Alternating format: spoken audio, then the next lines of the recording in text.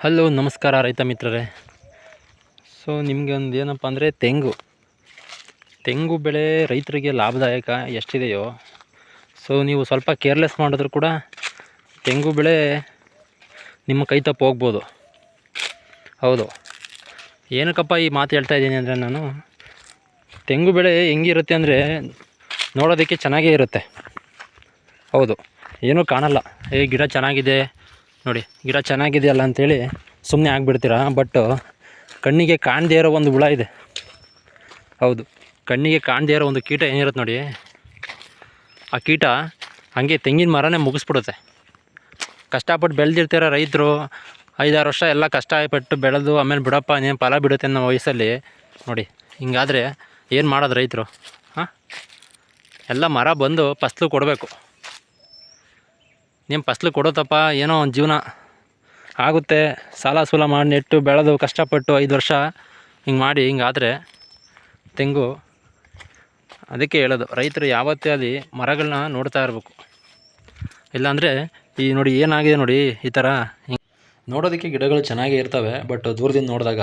But ನೀವು ಹತ್ರದಲ್ಲಿ ಹೋಗಿ ಅಬ್ಸರ್ವ್ ಮಾಡಬೇಕು ನೋಡಿ ಗಿಡ ಯಾವ ಥರ. ಸೊ ಒಳಗಡೆನೇ ಹೋಗಿ ಆ ಕೀಟಗಳಿದೆ ಒಂದು, ಸೊ ಅದು ಒಳಗಡೆನೇ ಹೋಗಿ ಯಾವ ಥರ ನೋಡಿಲಿ ಗಿಡ ಪೂರ್ತಿ ಗೊಬ್ಬರ ಮಾಡಿ ಹಾಕ್ಬಿಟ್ಟಿದೆ.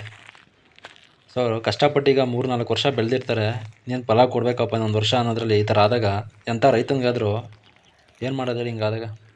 ಸೊ ಅದಕ್ಕೆ ಹೇಳೋದು ರೈತರಿಗೆ, ನೀವು ಅವಾಗವಾಗ ತೆಂಗಿನ ಮರ ನೆಟ್ಟು ಹೆಂಗೆ ನೀವು ಸ್ಟಾರ್ಟಿಂಗ್ 1 ವರ್ಷ ಕಾಪಾಡ್ತಿರೋ, ಅದೇ ಥರ ಗಿಡ ಬೆಳೆದ್ಮೇಲೂ ಕೂಡ ಅವಾಗವಾಗ ನೋಡ್ತಾ ಇರಬೇಕು.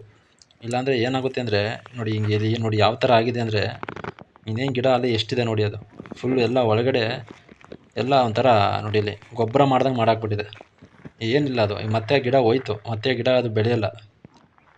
ನೋಡಿ ಯಾವ ಥರ ಆಗಿದೆ ಅಂದರೆ ಫುಲ್ ಗಿಡನೇ ಹೋಗ್ಬಿಟ್ಟಿದೆ ಅದು. ಅದಕ್ಕೆ ಹೇಳೋದು, ಗಿಡನ ಅವಾಗವಾಗ ಹೋಗಿ ನೋಡಿ ಅಬ್ಸರ್ವ್ ಮಾಡ್ತಾ ಇರಬೇಕು.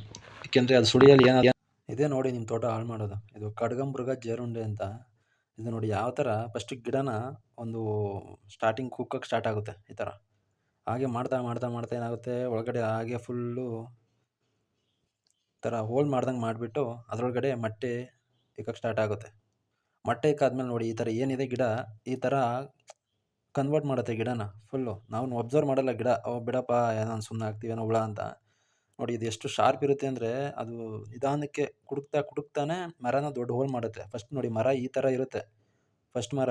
ಆಫ್ಟರ್ ನೋಡಿ ನಿಮ್ಗೆ ಯಾವ ಥರ ಕಾಣ್ತಿದೆ ಅಂದರೆ, ಗಿಡ ಹಂಗೇ ಸ್ವಲ್ಪ ಸೊರಗ್ದಂಗೆ ಆಗುತ್ತೆ. ಆಗ್ತಾ ಆಗ್ತಾ ಫುಲ್ಲು ಹೊಟ್ಟೆ ನೋಡಿ ಇದು ಏನಿದೆ ನೋಡಿ ಲೀವ್ಸು, ಅಂದರೆ ಗಿಡದ ಒಳಗೇನೆ ಅದರ ಸಂತತಿಯನ್ನು ಸ್ಟಾರ್ಟ್ ಮಾಡುತ್ತೆ. ನೋಡ್ತಾ ಇರ್ಬೋದು ನೀವು ಇಮೇಜಲ್ಲಿ ಯಾವ ಥರ ಇದೆ ಅಂತ. ಹಂಗೆ ಫುಲ್ಲು ಅದು ಮರ ತುಂಬ ಹರಡ್ತಾ ಹೋಗುತ್ತೆ, ಅದು ಕಾಣಲ್ಲ. ಅದು ಮೊಟ್ಟೆ ಇಕ್ಕಿ ಆಟೋಮೆಟಿಕ್ ಅಲ್ಲೇ ಕೂಡ ಅದು ಮರಿನ ಬೆಳೆಸ್ಕೊಳ್ಳುತ್ತೆ. ಮರಿ ಬೆಳೆಸ್ಕೋದು ಏನಾಗುತ್ತೆ, ಮರ ನೋಡಿ ನಿಮಗೆ ಫಸ್ಟ್ ಈ ಥರ ಇರುತ್ತೆ ಜಲ್ತಿ ಮರ. ಅದಾದಮೇಲೆ ನಿಮಗೆ ಆ ಗಿಡ ಯಾವಾಗ ನಿಮಗೆ ದಾಳಿ ಮಾಡುತ್ತಾ ಗಿಡದ ಮೇಲೆ, ಆಗ ಮರ ಸೊರಗ್ತಾ ಹೋಗುತ್ತೆ. ಇವಾಗ ನೋಡ್ತಾ ಇರ್ಬೋದು, ಇದು ಥರ್ಮಲ್ ಸ್ಕ್ಯಾನಲ್ಲಿ ಯಾವ ಥರ ಕಾಣುತ್ತೆ ಗಿಡ ಅಂತ. ಫುಲ್ಲು ಅದ್ರ ಗಿಡ ಏನಿರುತ್ತೆ ಅದ್ರ ತುಂಬ ಅದ್ರ ಬರೀ ಬೆಳೆಸ್ಕೊಂಡಿರುತ್ತೆ.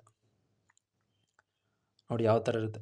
ಫಸ್ಟ್ ಹಿಂಗೆ ಬರುತ್ತೆ, ತೂತು ಮಾಡುತ್ತೆ, ಅದಾದ್ಮೇಲೆ ಗಿಡ ಆಟೋಮೆಟಿಕ್ ಅದೇ ಸೊರ್ಗಕ್ಕೆ ಸ್ಟಾರ್ಟ್ ಆಗಿ ಆಮೇಲೆಲ್ಲ ಅದು ಎಲೆಗಳೆಲ್ಲ ಉದ್ರಕ್ಕೆ ಸ್ಟಾರ್ಟ್ ಆಗುತ್ತೆ. ನೋಡ್ತಾ ಇರ್ಬೋದು ನೀವು. ಮೋಸ್ಟ್ ಡೇಂಜರಸ್ 2 ಬರುತ್ತೆ. ಆಗ ನೀವು ರೈತರು ಏನು ಮಾಡಬೇಕಪ್ಪ ಅಂದರೆ, ಅದಕ್ಕೆ ಮೇನು ಎಲ್ಲ ಕೀಟನಾಶಕಗಳನ್ನ ಬರುತ್ತೆ, ಅದನ್ನು ನೀವು ಅಂಗಡಿಗಳಲ್ಲಿ ಸಿಕ್ಕುತ್ತೆ, ಅದನ್ನು ತಂದು ಸಿಂಪಡಿಸ್ಬೇಕು. ಇಲ್ಲ ಬಲೆ ಅಂತ ಬರುತ್ತೆ, ಅದು ಒಂದು ಎಕರೆಗೆ 2-3 ಬಲೆನೂ ಬರುತ್ತೆ. ಅದನ್ನು ತಂದು ನೀವು ಅಡಾಪ್ಟ್ ಮಾಡಿಕೊಂಡ್ರೆ ನೀವು ಕಂಟ್ರೋಲ್ ಮಾಡ್ಬೋದು. ಆದಷ್ಟು ನಾನು ರೈತರಿಗೆ ಏನಪ್ಪ ಹೇಳೋದಂದರೆ, ಯಾವತ್ತೂ ತೆಂಗಿನ ತೋಟ ನೀಟಾಗಿ ಇಟ್ಕೊಳ್ಳಿ. ಹೌದು, ಇಲ್ಲಾಂದರೆ ಏನಾಗುತ್ತೆ, ನೀವು ತೆಂಗಿನ ಗರಿಗಳೆಲ್ಲ ಬಿದ್ದಾಗ ಅದನ್ನೆಲ್ಲ ಎತ್ತಿ ಸುಟ್ಟಾಕಿ ಕ್ಲೀನಾಗಿ ತೋಟನ ಇಟ್ಕೊಂಡ್ರೆ ಯಾವುದೇ ಕೀಟಗಳೇ ಆಗಲಿ ಯಾವುದೇ ರೋಗ ರುಜಿನಗಳಾದರೂ ಬರೋಲ್ಲ. ನೀವು ತೋಟ ತುಂಬ ಹೆಂಗೋ ಬಿದ್ದಿದ್ದಾವೆ ಸುಮ್ಮನೆ ಬಿಟ್ಬಿಟ್ರೆ ಆವಾಗೇನಾಗುತ್ತೆ, ಕೀಟಗಳೆಲ್ಲ ಬಂದು ಮೊಟ್ಟೆ ಮರಿ ಎಲ್ಲ ಮಾಡಿ ಅವೇ ಬೆಳೆಸಿ ಮತ್ತೆ ತೆಂಗಿನ ಮೇಲೆ ದಾಳಿ ಮಾಡ್ತವೆ. ಅದಕ್ಕೆ ರೈತರು ಆದಷ್ಟು ಕ್ಲೀನಾಗಿ ಇಟ್ಕೊಬೇಕು. ಯಾವುದೇ ಆಗಲಿ ಒಂದು ರೋಗ ಕಂಡ ತಕ್ಷಣ ಆ ಗಿಡಕ್ಕೆ ಟ್ರೀಟ್ಮೆಂಟ್ ಕೊಡಿ. ಹೌದು, ಇಲ್ಲ ನೀವು ಕೇರ್ಲೆಸ್ ಮಾಡ್ಕೊಂಡು ಹೋದಷ್ಟು ಕೊನೆಗೆ ಗಿಡನೇ ಕಳ್ಕೊಬೇಕಾಗುತ್ತೆ.